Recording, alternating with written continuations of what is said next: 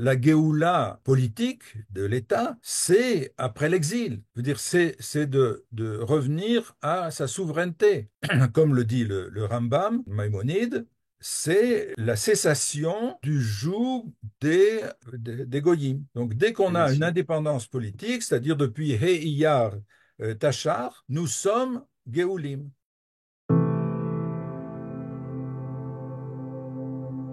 C'est parti. Merci à tous ceux qui nous suivent, à tous ceux qui nous rejoignent dans notre nouvelle émission Au cœur d'Israël. Nous avons le plaisir et l'honneur de recevoir un éducateur spécialiste en histoire des religions. Il a grandi dans le nord de la France. Il a fait son alia à la fin des années 60. Bonsoir, Rav Dan Veri. Bonsoir. Shalom Ouracha, merci d'avoir accepté notre invitation. Notre émission s'appelle Au cœur d'Israël et on est vraiment au cœur d'une guerre sans précédent pour notre État. Nous sommes aujourd'hui à la veille du Ramadan et les dirigeants politiques se posent la question du mont du Temple, permettre ou ne pas permettre l'entrée aux Palestiniens. Je rappelle que vous êtes un spécialiste du mont du Temple, que vous avez la chance d'habiter à quelques maisons de cet endroit-là. Avant de me donner votre avis sur cette question, oui ou non, est-ce qu'il faut interdire ou pas, est-ce que vous pourrez nous dire quel est le lien essentiel et quel rapport entre ce qui se passe ou ce qui pourrait se passer au mont du Temple et la guerre qu'on voit à Gaza? Pourquoi tellement de choses qui sont liées au conflit israélo-palestinien se jouent sur cet endroit géographique qui est le Har HaBayit, le mont Moria? Bon, ben on vit en Israël dans une sorte de déni qui, pour la plupart des gens, n'est pas volontaire, mais de la part des dirigeants, et cela depuis des générations, il y a un déni de la dimension religieuse du conflit israélo-arabe. Ça n'est pas un conflit israélo-arabe, c'est un conflit judéo ou hébraïque, pour reprendre une terminologie de Manitou, quoi. Euh, pas juif en tant que juif de l'exil, et du monde musulman dans son entier. La Turquie, l'Iran, la Malaisie ne sont pas des Arabes, ce sont des musulmans et ils sont tous ensemble. Il y en a qui sont plus actifs que d'autres, mais dans l'ensemble, opposés totalement à l'apparition d'une entité politique juive, un État juif. Ils ne veulent absolument pas que ça existe. Et entre eux, il y a des différences de stratégie, entre le Hamas, par exemple, et l'OLP. Mais le but est absolument commun.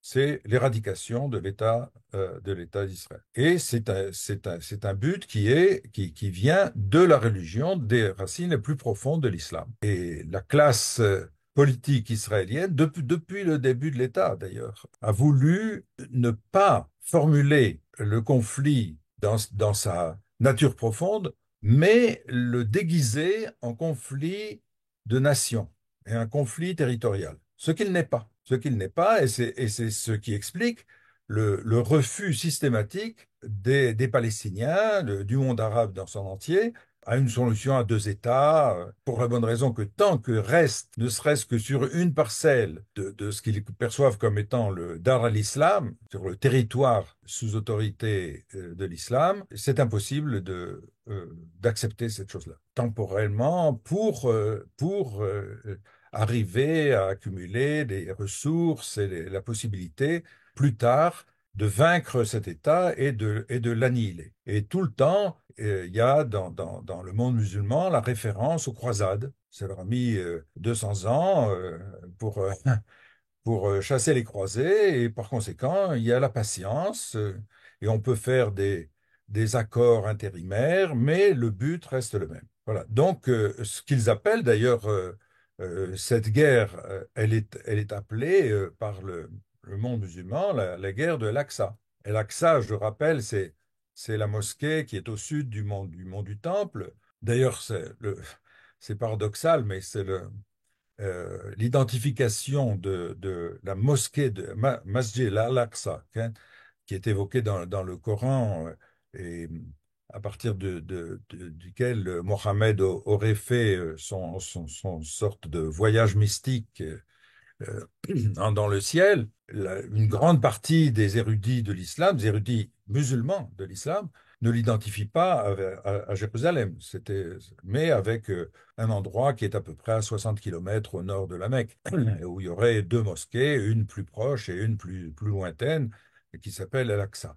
Mais sous les Omeyyades, qui régnaient à Damas dans les premiers siècles de la conquête musulmane ici, ils avaient un intérêt politique à détourner leur sujet de la Mecque et du pèlerinage à la Mecque, et par conséquent, ils ont pris Jérusalem comme un endroit sacré et identifié El-Aqsa avec le mont du Temple. Voilà.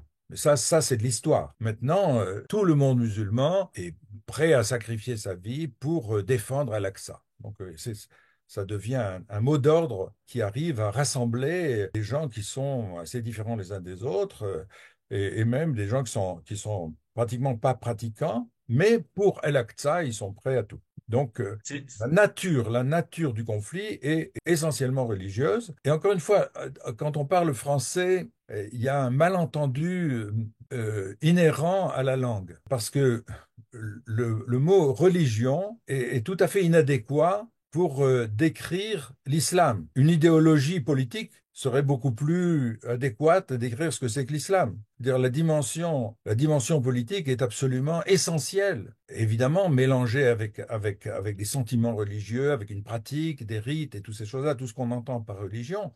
Mais comme on le dit en arabe, c'est din wa daoula. Din, c'est la religion, daoula, c'est l'État.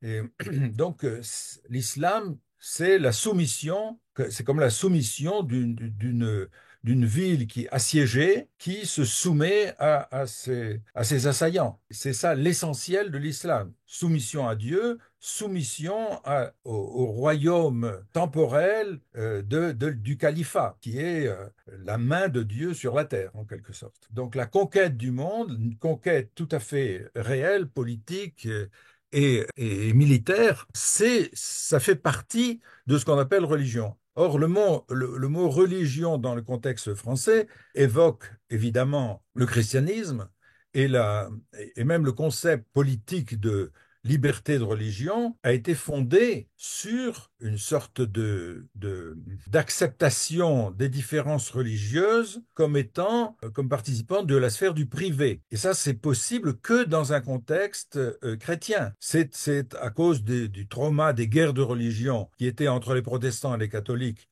dans l'Europe de la Renaissance que le concept de tolérance progressait au cours du XVIIIe siècle et a abouti à la proclamation dans la loi d'une liberté de religion, étant donné que les religions auxquelles il pensait étaient des religions chrétiennes. Donc, on peut très bien vivre en tant que protestant, en tant que catholique, différentes sectes, évangélistes ou tout ce que vous voulez. Tout ça, ça n'a pas de dimension politique. Le christianisme est une religion qui se développe en dehors de l'État. Ok. Donner à Dieu ce qui est à Dieu et à César ce qui est à César.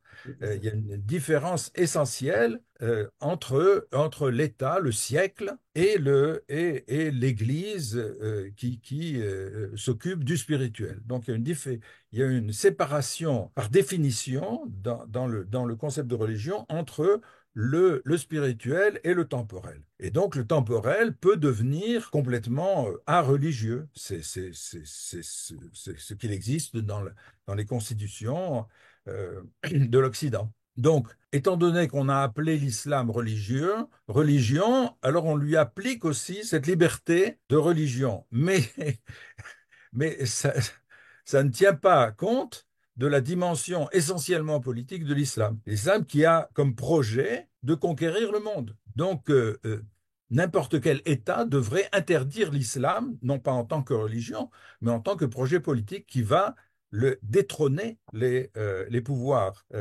en place, démocratiques, peu importe lesquels, et les remplacer par la charia, par le califat universel qui va imposer la loi musulmane à tout le monde. Et c'est un projet qui est extrêmement vivant et qui est maintenant formulé par la mouvance des frères musulmans, qui a maintenant presque 100 ans, et qui est extrêmement forte. Et le Hamas, c'est un mouvement des frères musulmans. Alors, justement, à ce propos-là, l'islam face au monde occidental, quelle est, à votre avis, la bonne réaction que le monde occidental doit avoir après les attaques du 7 octobre face à l'islam? Alors face à l'islam, moi, je souhaite que cette religion disparaisse, comme les religions polythéistes de l'Antiquité. Mais pour l'instant, ils sont très très forts et la foi est extrêmement forte. Elle a un pouvoir de séduction qui vient de deux choses. D'abord, c'est la séduction est presque, on pourrait dire, l'Occident non-croyant qui est devenu athée est fasciné par ce monde de foi extrêmement fort de l'islam. Donc il y a une fascination de la foi de la part des gens qui n'ont plus de foi et qui ne voient plus de signification dans leur vie. Alors ça, c'est une chose. On voit, d'ailleurs ça existe partout. C'est ça qui a fait le succès du christianisme au temps de la décadence de l'Empire romain, de voir des gens qui étaient prêts à mourir pour leur foi dans les arènes, et subir le martyre et toutes ces choses-là. C'est ça qui a persuadé la plupart des foules d'adopter le christianisme et d'abandonner le polythéisme précédent. Donc la foi soulève des montagnes. En fin de compte, la foi euh, éveille la foi. Et il y a aussi quelque chose qui n'est pas très noble, mais qui existe, c'est une sorte de veulerie en face de la violence. Et c'est très fort aussi, cette chose-là. C'est très fort. C'est un peu comme une femme battue qui revient vers son mari violent. Il y a une sorte de soumission, et d'ailleurs, c'est ce que l'islam veut. Je veux dire, il utilise la terreur. La terreur, il faut mettre, c'est aussi un verset du Coran, mettre la terreur dans le cœur des non-croyants, hein. Et cette terreur-là engendre la volonté de se soumettre. Si vous regardez par exemple l'histoire de l'Égypte, l'Égypte était au temps de la conquête musulmane, d'ailleurs conquête qui a été accomplie avec 3000 cavaliers, c'est rien du tout, quoi. Et, en fin de compte, c'est les autorités ecclésiastiques de l'Égypte, Alexandrie, qui ont livré leur pays aux armées musulmanes pour des conflits théologiques sur combien il y a de nature dans le Christ, et avec lesquels ils étaient en dispute avec les autorités de Constantinople. Donc, ils ont livré l'Égypte à ces musulmans. L'Égypte n'a pas été envahie par des millions de musulmans. Ce sont les Égyptiens, descendants des Égyptiens anciens, qui à cette époque-là étaient déjà chrétiens depuis 300 ans, 400 ans, qui petit à petit se sont convertis à l'islam pour ne pas payer les impôts et pour ne plus être persécutés. Bien qu'ils aient droit d'après les lois d'Omar, au statut de dhimmi, mais ce statut de dhimmi, en général, il n'est pas scrupuleusement honoré par les autorités islamiques. Et il comporte de toute manière une humiliation constante. Et alors, donc, par usure, la population qui était la même, enfin, je veux dire, les Égyptiens sont les descendants des Égyptiens, s'est islamisé et se considère maintenant comme arabe. Ils ont donc abandonné leur langue, la langue copte, qui était de l'égyptien ancien, évidemment évolué, et en se convertissant à l'islam, ils ont adopté la langue arabe. Et donc la langue copte est tombée en désuétude au XVIIe siècle. Et il reste qu'une petite minorité qui continue d'être persécutée et qui aujourd'hui fuit l'Égypte pour aller sous des cieux plus cléments. Et donc, c'est un cas particulier, mais on peut analyser beaucoup d'autres situations d'islamisation par ce mélange de fascination et de terreur. Voilà. Et c'est ça la stratégie, la grande stratégie qui est commune au monde musulman dans son entier. À part ça, il y a des musulmans qui sont des musulmans modérés, mais il n'y a pas d'islam modéré. L'islam est ce qu'il est et il est très bien défini. Et il y a des bons musulmans et il y a des mauvais musulmans. Et quand un mauvais musulman, c'est-à-dire un musulman modéré, veut faire le bien, alors ça va mal pour les non-musulmans. Voilà. Alors justement, on a parlé de la stratégie de l'islam et du message de l'islam, mais revenons un petit peu vers nos sources. Vous êtes également un spécialiste du Tanakh et vous êtes l'initiateur de la méthode Barcaï, une méthode d'enseignement. Est-ce que vous pouvez très rapidement nous dire en 1 ou 2 minutes en quoi consiste cette méthode et pourquoi elle est importante à vos yeux? Moi, dans ma vie, j'ai pas essayé de faire des choses nouvelles, mais à la lumière de la raison, de l'évidence, de faire des choses de sens commun. Quand le peuple juif revient ici, encore une fois, la méthode Barca, tout ça s'est inspiré par la conception du Rav Kook, qui voit donc dans le sionisme la renaissance du peuple Israël sur sa terre et pas un épisode qui n'a pas de signification du point de vue de la Géoula. C'est la Géoula. À mes yeux, d'ailleurs, on se trompe sur sur le mot Géoula, qui est, à mon avis, influencé par des contenus chrétiens, justement spirituels, alors que dans le Tanakh et dans le Talmud, dans les Talmuds, la Géoula est un concept juridique. C'est-à-dire, vous avez, disons, quelqu'un s'endette et par conséquent, il vend sa terre et il devient ouvrier agricole et tout ça. Bon. Et le devoir de ses proches parents, c'est de racheter sa terre à celui à qui elle a été vendue et ça s'appelle l'igol. L'igol est à karka, l'igol est à sadé. De la même manière, si quelqu'un vraiment euh, s'empêtre dans les ennuis, alors il peut être vendu comme esclave.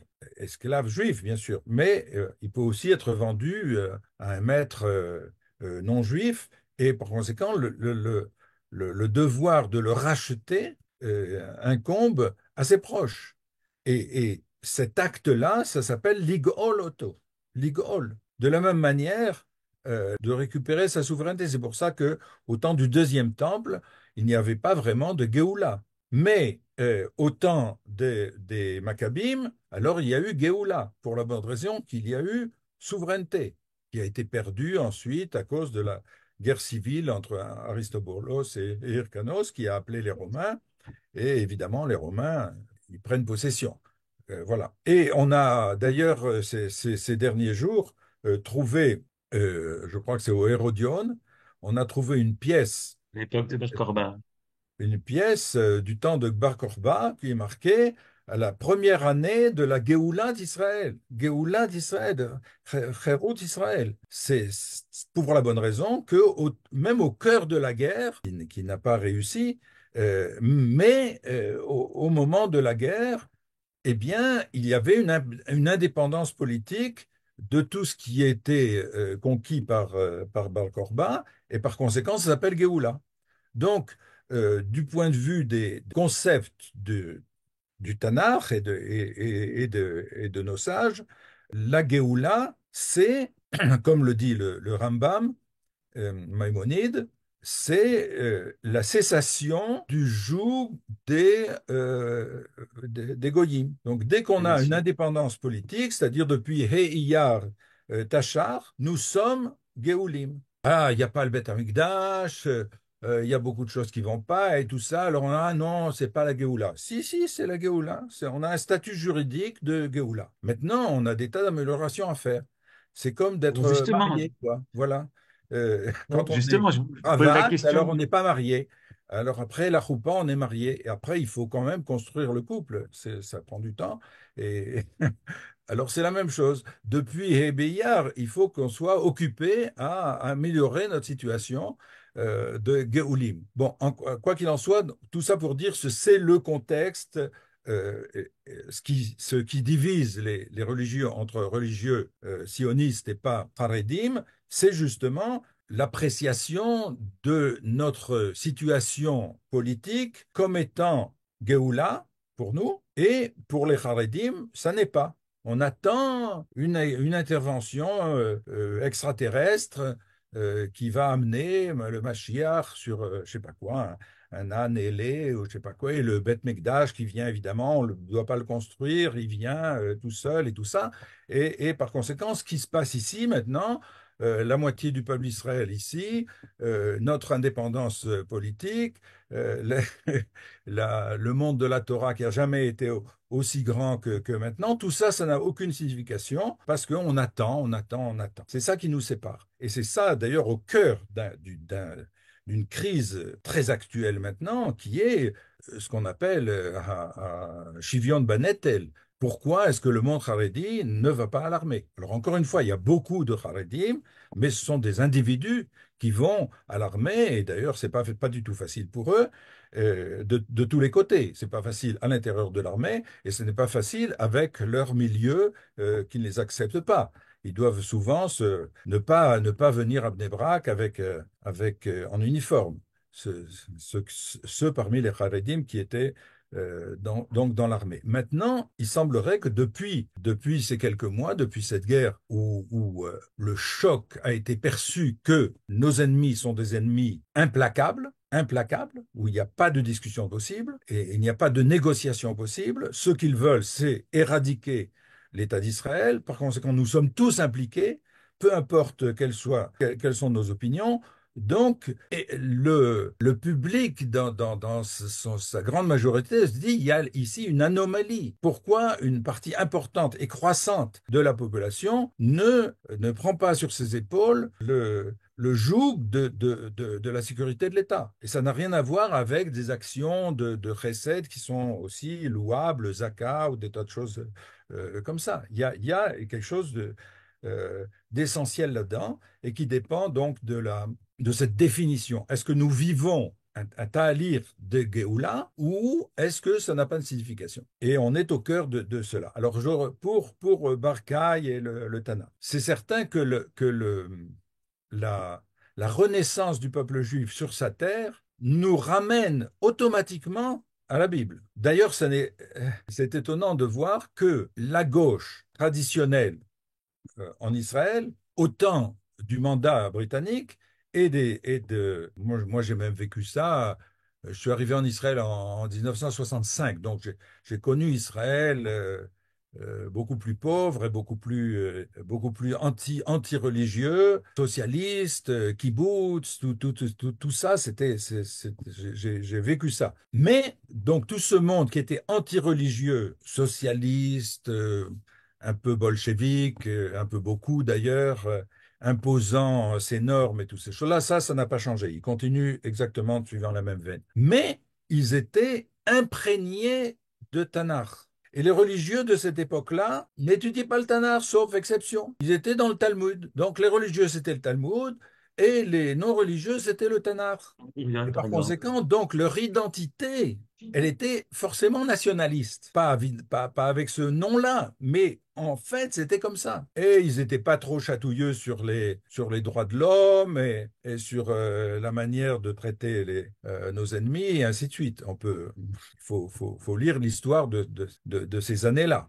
Rien à voir avec la religion des droits de l'homme, avec le wokisme qui maintenant caractérise ce qu'on appelle la gauche. Alors, ce qu'on appelle la gauche maintenant, ce ne sont pas d'autres personnes, ce sont les petits-enfants de la gauche d'alors, mais ils sont opposés totalement au Tanakh. Et ça, c'est une très grande différence qui est apparue. Et au contraire, la population religieuse non haredi a adopté le Tanakh et l'a étudié. Donc là, il y a vraiment un changement de données en ce qui concerne les contenus de la spiritualité en Israël. Parmi les différentes parties de la population, la gauche ayant cessé de tirer son inspiration du Tanakh, le sionisme religieux puisant de plus en plus son inspiration dans le Tanakh, avec évidemment la Torah Sheba'al Peh, la Torah orale. Donc, le programme Barcaï était inspiré donc de réflexion sur la pensée du Rav Kook et de mettre le Tanakh comme étant, comme il doit être dans la Halacha, c'est comme ça dans le Shulchan Aruch, hein. J'ai rien inventé là-dessus, c'est ça disons, le sujet central des études primaires, c'est l'acquisition du Tanakh en 5 ans. une acquisition qui doit évidemment être avec une compréhension. Mais il s'agit de petits-enfants. Les petits-enfants, on peut pas. D'ailleurs, dans chaque âge dans la vie, on ne comprend pas à 60 ans comme on comprenait à 40 ans et comprend à 20 ans et ainsi de suite. Donc, c'est aussi la même chose pendant l'enfance. On ne peut pas dire, ah, à 10 ans, ils comprendront ce que c'est qu'un iodame, je sais pas moi, sota. Non, c'est pas possible. À quel âge est-ce qu'on peut comprendre le Akedat Yitzhak? Dites-moi, Ken.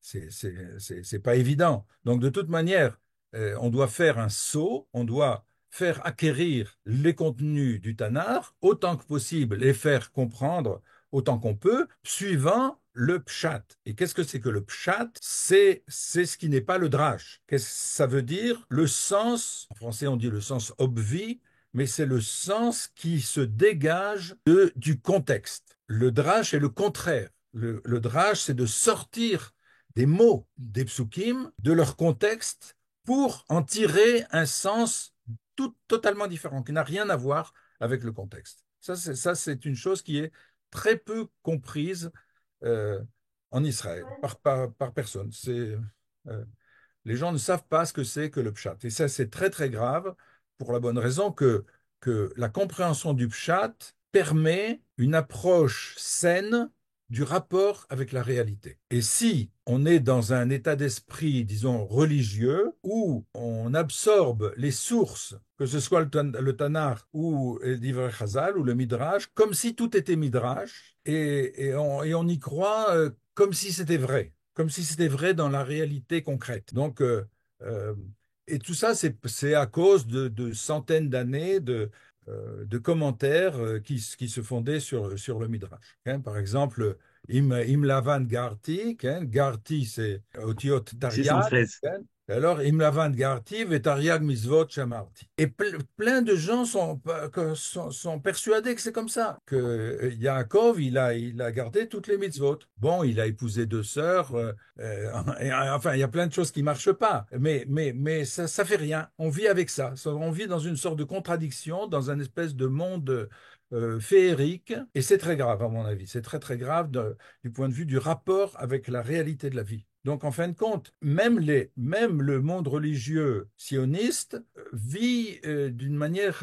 je voudrais pas être une sorte de maladie mentale, une sorte de différenciation. À l'intérieur de la Beth Knesset, il n'y a pas de dinosaures. On sort de la Beth Knesset, il y a des dinosaures. Vous comprenez ce que je veux dire? On vit dans deux mondes de connaissances contradictoires, mais étant donné qu'il y a la Kedusha et que c'est bien et ça garde la famille et les valeurs et tout ça et la foi et tout, alors là, on vit comme ça alors là, il n'y a pas d'évolution, il n'y a pas de...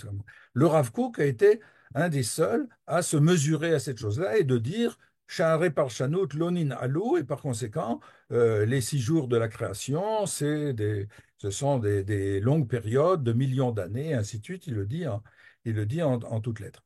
Et pour justement ne pas vivre dans deux vérités. Au Moyen Âge, il y avait je ne peux pas dire que c'est un dogme, mais enfin, c'était une pratique parmi les intellectuels du Moyen Âge de dire les deux vérités, la vérité philosophique et la vérité théologique. Eh bien, ici en Israël, c'est une chose qui est vécue dans sa contradiction. Et c'est pas bien. Et par conséquent, le programme de Barcaï était de construire une spiritualité qui n'est pas en contradiction avec la réalité, sur le fondement de l'étude du Tanar, parce que le Tanar, à la différence de la Torah orale, qui s'appuie justement sur la Torah écrite, euh, embrasse la totalité de la réalité historique, sociologique, juridique et psychologique. Le Tanar contient tout ça, et même du point de vue de la littérature, la prose, l'éloquence, la poésie, et ainsi de suite.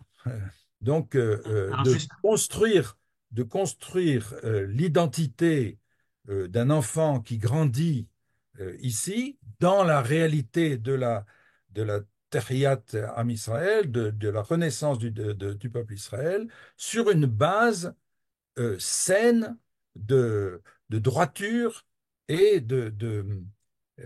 et d'identité dans le Tanakh. Et sur cette base, d'aller à la Torah chez Béalpé avec toutes ces disciplines, toutes ces conventions, et ainsi de suite. Voilà, c'est ça l'essentiel de Barcaï. Alors justement, j'ai l'impression ce programme est très actuel et peut-être que ça va se lier avec la dernière question que je vous pose. On observe qu'il y a une union au sein du peuple, au sein de l'armée, mais ça commence déjà à s'effriter au niveau des politiques. Et puis on recommence petit à petit avec les clivages. Lui, il est de droite, il est de gauche, il est religieux, non religieux. Et la question que je vous pose, puisque vous êtes un éducateur, par quel moyen, pour nous, quel est le moyen, qu'est-ce qu'il faut mettre en place pour justement améliorer, pour permettre ce rapprochement et cette tolérance entre les gens de droite et de gauche, et comment Qui ont faire en été sorte très bien que évoqués par je fit aussi. C'était vraiment formidable, c'est vrai. Et chacun de nous qui avons évidemment des parents, des enfants, des petits-enfants dans l'armée et tout ça, c'est le témoignage. Mais il faut bien comprendre que dans une situation de guerre, la réalité est perceptible d'une manière extrêmement simpliste. Il y a nous et eux. Et eux, en l'occurrence, sont des gens avec qui on ne peut même pas négocier, puisqu'ils veulent notre disparition. Donc, on est forcément ensemble. Vous comprenez? Alors, ça se traduit évidemment par euh, le fait que des gens qui ne se rencontraient pas, tout d'un coup, se découvrent et voient qu'ils sont humains, qu'ils ne sont pas comme la caricature qui était par lesquels ils étaient connus par les médias. Et donc ça, c'est une découverte, et c'est une découverte existentielle qui a une très grande importance. Et j'espère que cette reconnaissance de l'autre politique, sociologique, comme humain, comme faisant partie du peuple d'Israël, comme frère, j'espère que ça va avoir un impact. Mais du point de vue des idées, il n'y a eu aucun changement. Aucun changement. Il y a quelques personnes qui ont, sous le choc, qui ont réalisé que c'est total. Mais encore aujourd'hui, j'ai vu quelqu'un qui évoque la mémoire du Rav Froman et tout ça, et qui est contre ce qu'a dit. J'ai pas encore eu le temps de lire, sauf deux ou trois paragraphes de ce qu'aurait publié le Rav Aviner dans Emouna, je sais pas quoi. Et moi, je suis pas du tout un chassid du Rav Aviner, d'ailleurs, je suis pas chassid de personne, mais dans lequel j'ai lu simplement deux paragraphes qui sont absolument factuels sur l'islam, en disant que, par exemple, que les versets de Médine l'emportent sur les versets de la Mecque. Mais c'est le b.a.-ba de la théologie musulmane. Et alors, il y a des gens bien pensants, même religieux, comme ça, qui disent, comment est-ce qu'on peut dire des mensonges pareils?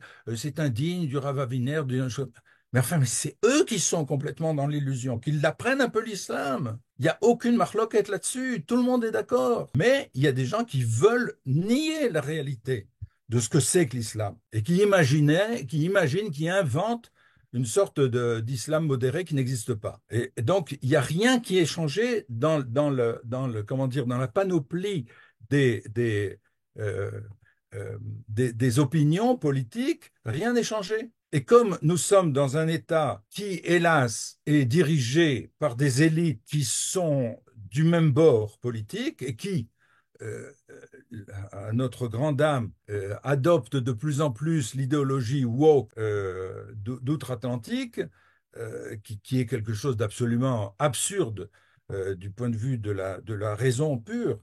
Mais c'est ça qui est à la mode, et par conséquent, nous sommes gouvernés par une élite qui a une idéologie qui est contraire au sentiment populaire le plus répandu. C'est ça notre situation.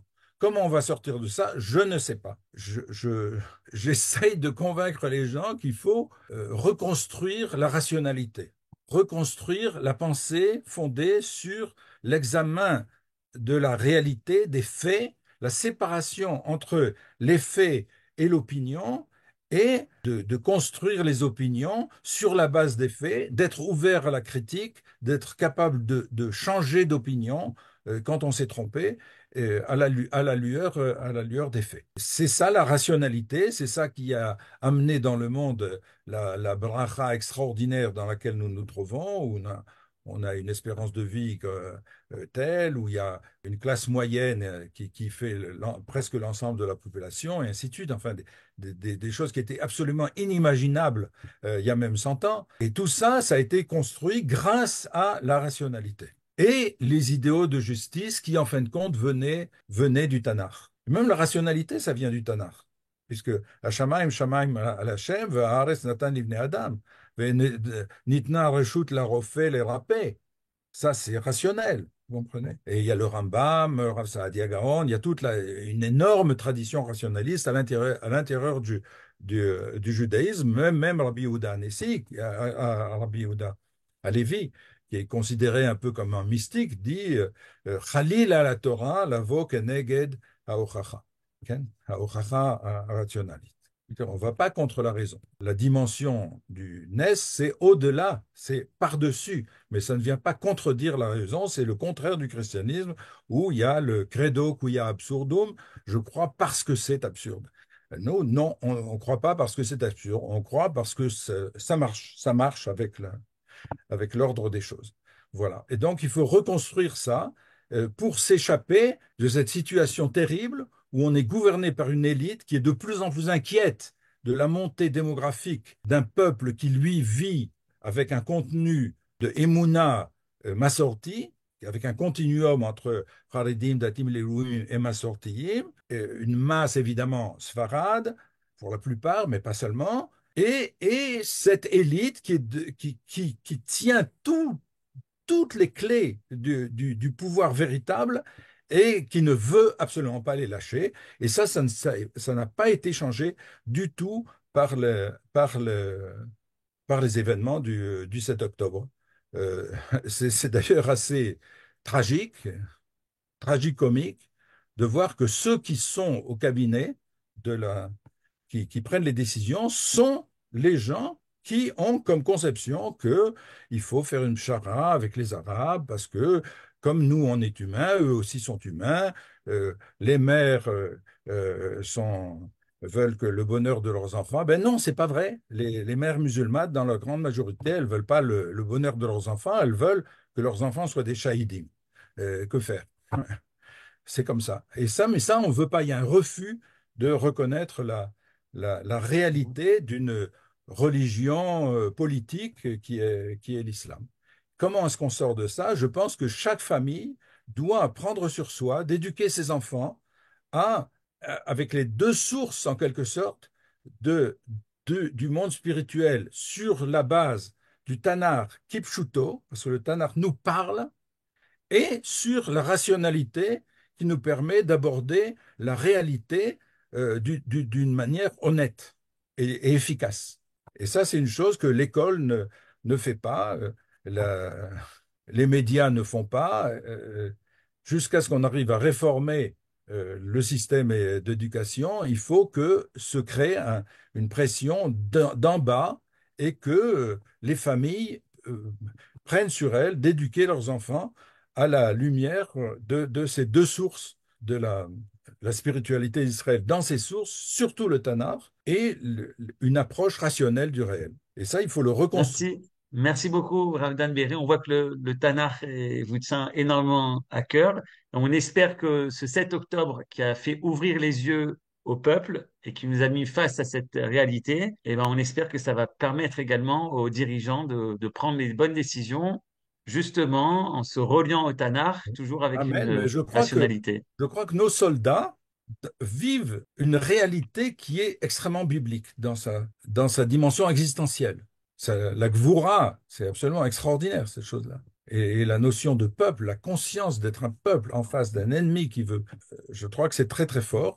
Espérons, comme vous le dites, que les leçons vont se reformuler et pas être seulement des sentiments. Merci beaucoup d'avoir accepté notre interview. Les Sorotovot. Merci d'avoir visionné cette vidéo. Je vous invite à vous abonner à notre chaîne InMode pour plus de replays, de conférences, de cours, d'interviews. Cliquez sur le bouton juste ici et vous êtes abonné à l'InMode. À très bientôt.